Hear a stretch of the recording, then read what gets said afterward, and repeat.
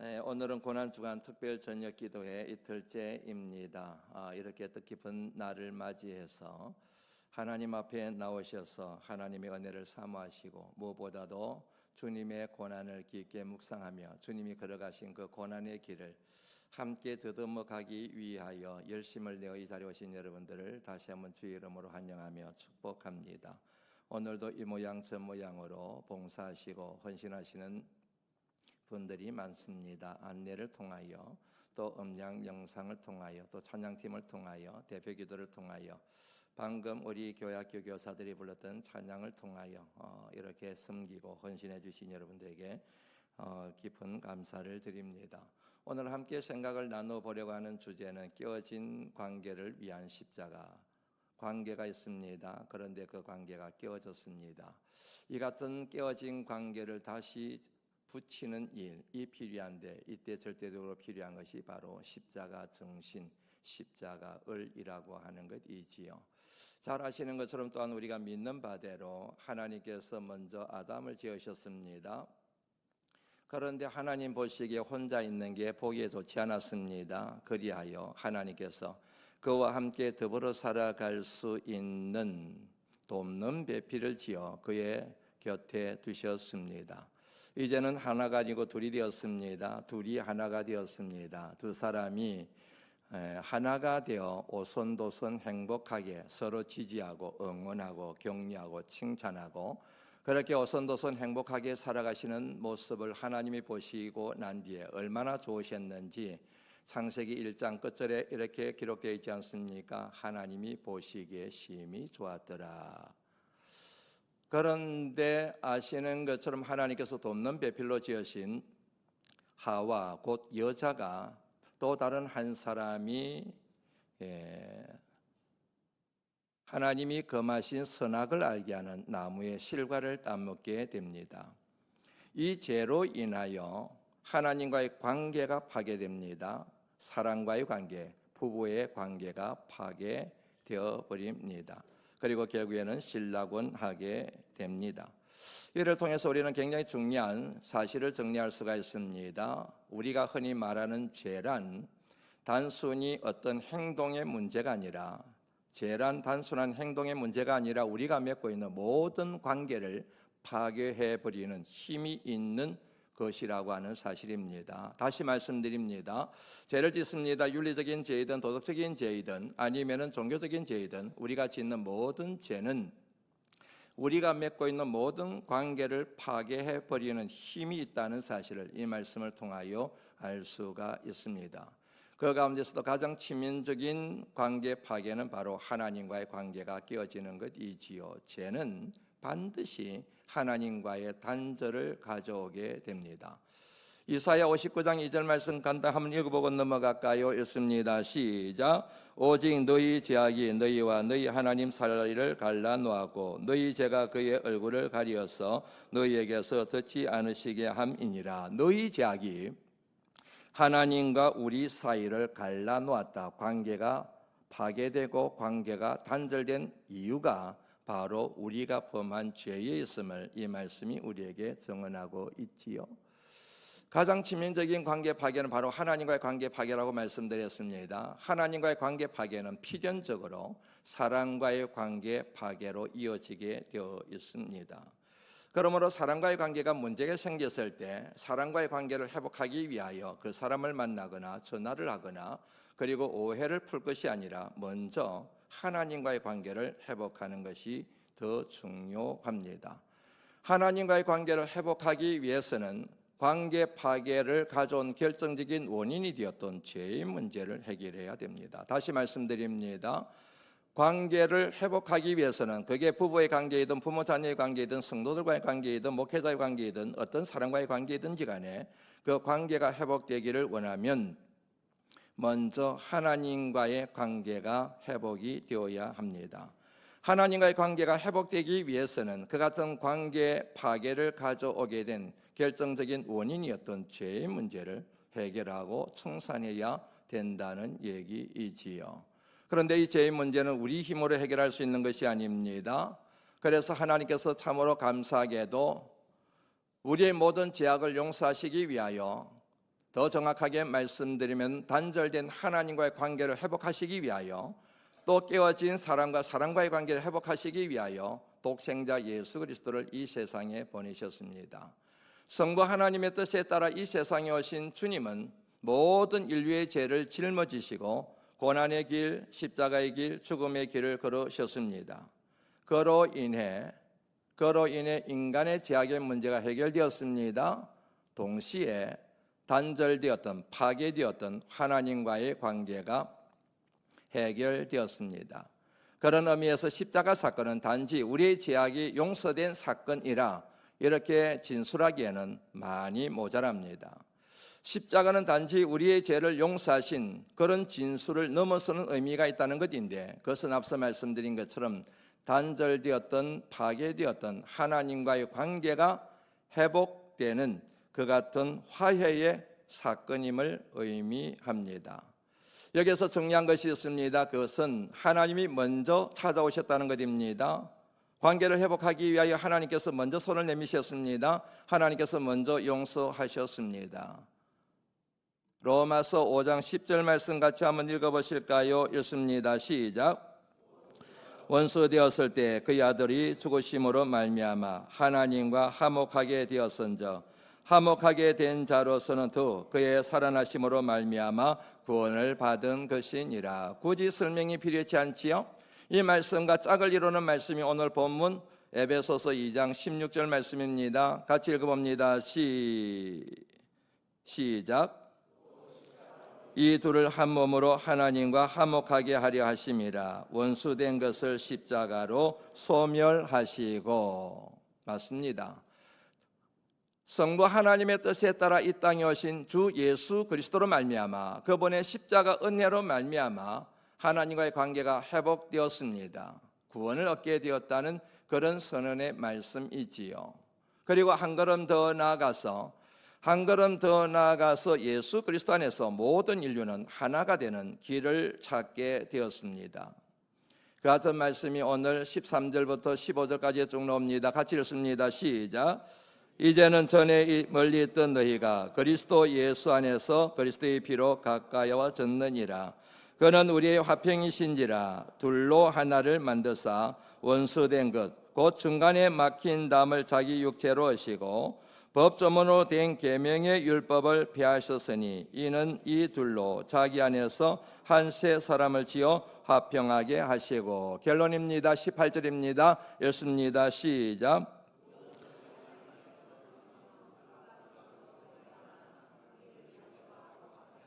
예. 18절 말씀 다시 한번 읽어보실까요? 읽습니다. 시작. 이는 그로 말미암아 우리들이 한 성령 안에서 아버지께 나아감을 얻게 하려 하심이라. 이처럼 예수 그리스도 안에서 하나님과 화목하게 된 우리들에게 주어진 하나님의 사명이 있습니다. 한번 읽어볼까요? 고린도후서 5장 18절 19절 말씀입니다. 읽습니다. 시작. 고린도후서 5장 18절 19절 말씀 제가 잘못 드렸나 봅니다. 모든 것이 시작. 모든 것이 하나님께로서 났으며 그가 그리스도로 말미암아 우리를 자기와 화목하게 하시고 또 우리에게 화목하게 하는 직분을 주셨으니 곧 하나님께서 그리스도 안에 계시사 세상을 자기와 화목하게 하시며 그들의 죄를 그들에게 돌리지 아니하시고 화목하게 하는 말씀을 우리에게 부탁하셨느니라. 아멘. 맞습니다.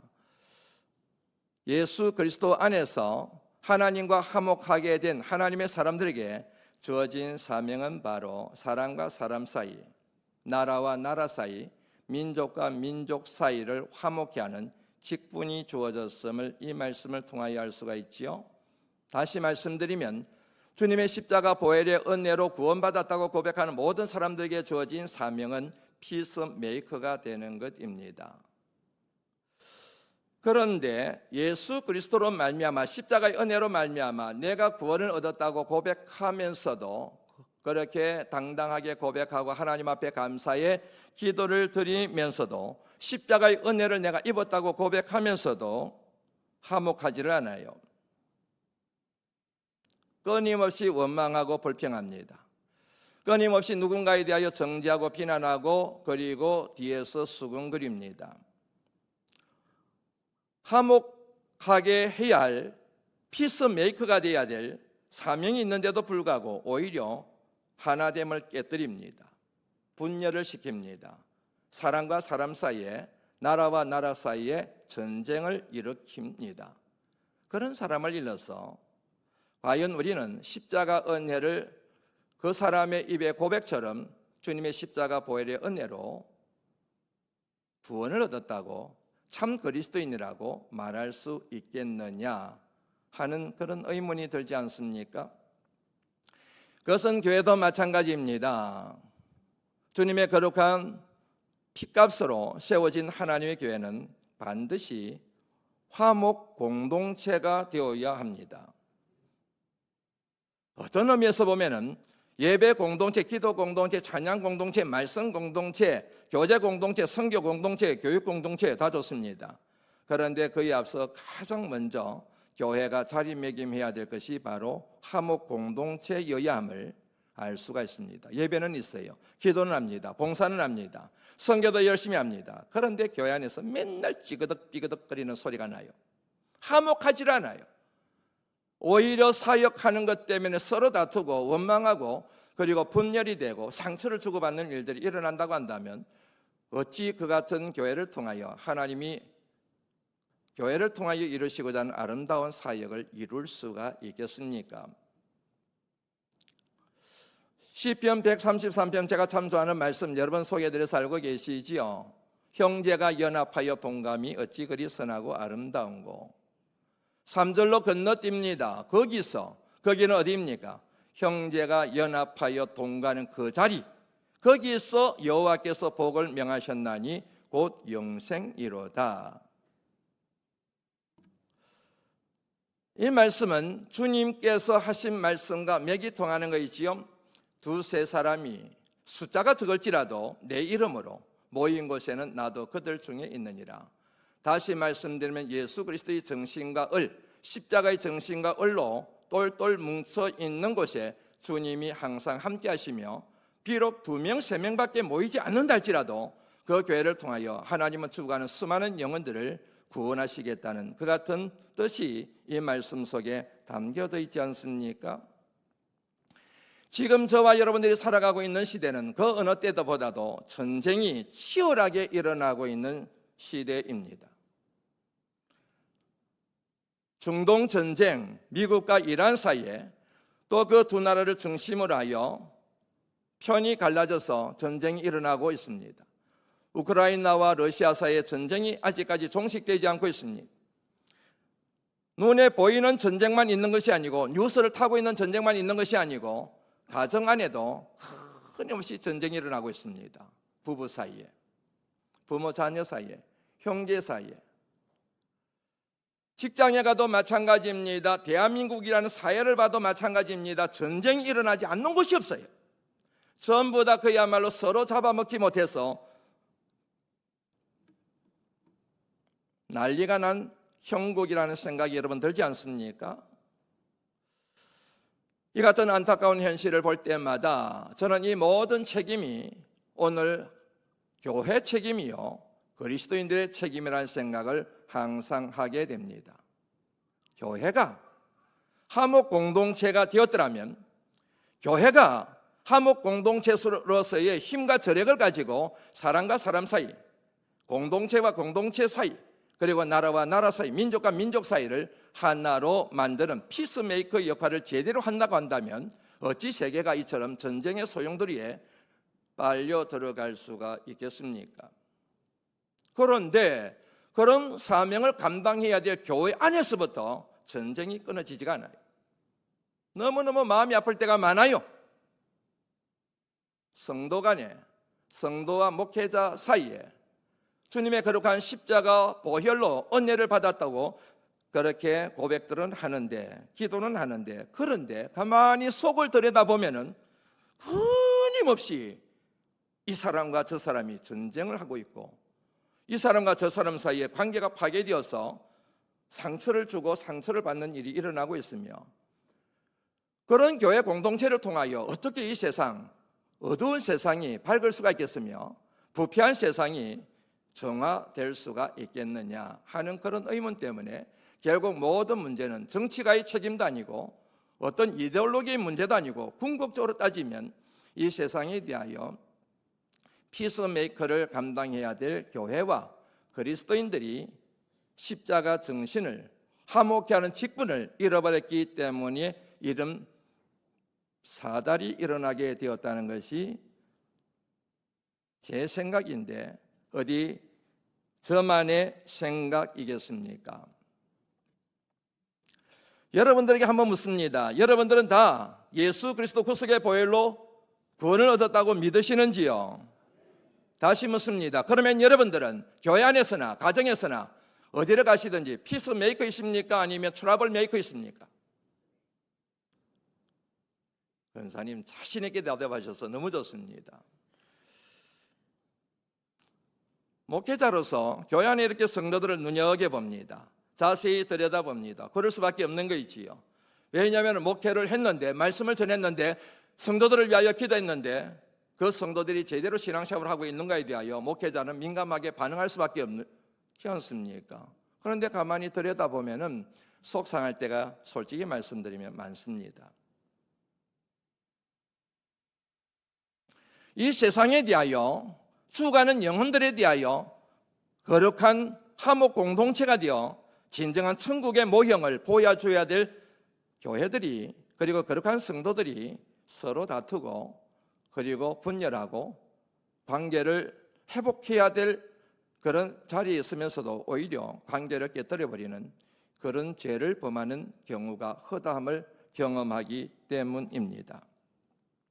사랑하는 성도 여러분, 오늘 고난주간 특별 저녁 기도회 이틀째를 맞이하여 주님의 거룩한 십자가 정신을 회복하시기를 주의 이름으로 권면합니다. 용서하시기를 바랍니다. 용서는 화목 공동체를 이루기 위한 가장 중요한 요인입니다. 용서는 감정의 문제가 아닙니다. 그리스도인에게 용서는 신앙의 문제입니다. 내가 신앙생활하고 그리고 직분을 가지고 있는데도 불구하고 누군가에 대한 분노 때문에 아직까지도 용서하지 못하고 어떻게 하면 이 사람에 대하여 보복할까? 어떻게 하면 이 사람에 대하여 벼르고 있다가 복수를 할까? 그 생각을 가지고 있다고 한다면 그것만큼 불행한 일도 없는 것이지 않겠습니까? 주님의 십자가를 바라보시기를 바랍니다. 십자가를 가까이 하시기를 바랍니다. 십자가를 붙드시기를 바랍니다. 그래서 십자가 위에서 천국 가는 것을 사모하시기를 주의 이름으로 권면합니다. 저와 여러분들 마음속에 있는 모든 분노, 미움, 그리고 정죄, 그리고 누군가를 용서하지 못하고 니 잘되나 한번 보자 이런 식으로 마음속에 보복하는 마음으로 가득 차 있는 이상 이 세상은 여전히 전쟁터가 될 수밖에 없고 여전히 우리는 불행한 삶을 이어갈 수밖에 없습니다. 지금까지 살아오시면서 여러분들에 대하여 깊은 상처를 주었던 어떤 분이 있을 겁니다. 그분에 대하여 용서하시기를 바랍니다. 먼저 손을 내미시기를 바랍니다. 그런데 이게 절로 되는 게 아닙니다. 왜냐하면 앞서 말씀드린 것처럼 용서는 감정의 문제가 아니고 믿음의 문제이기 때문입니다. 그래서 우리는 고난주간을 맞이하여 사람과 사람 사이, 하나님과 사람 사이에 화목제물로 돌아가신 주님의 십자가를 붙들게 되는 것입니다. 이 시간 주님의 십자가로 말미암아 화목해야 되는 그 같은 하나님의 귀한 사람으로 결심하시는 이 저녁이 되시기를 말씀이 육신이 되어 우리 가운데 가시는 주님의 이름으로 축원합니다. 하나님 감사합니다. 이 자리에 불러주심을 감사합니다.